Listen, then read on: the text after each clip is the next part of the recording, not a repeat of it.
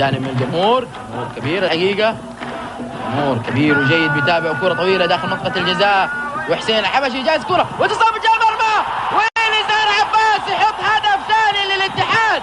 نزار عباس بيستغل خطأ هلالي وبيلعب كرة قوية داخل المرمى ويسجل الاتحاد هدفه الثاني، هدف ثاني قوي صوبه بيسرى نزار عباس. راح نشوف الكرة، كرة قوية لعبها، فاجأت عبد الله الدعيع ودخلت على يمين المرمى. شوفوا هنا جهزت بالراس من حسين الحبشي، وهنا صوب قوية دخلت المرمى ليتقدم الاتحاد بهدف ثاني ايضا من نزار عباس. شوفوا نزار قوية لعبها في الشباك على يمين عبد الله الدعيع وهدف ثاني، وهذه عادة مرة اخرى داخل منطقة الجزاء. كانت كرة خطرة اتلعبت براس حسين الحبشي وما كان في احد يصوب باتجاه المرمى.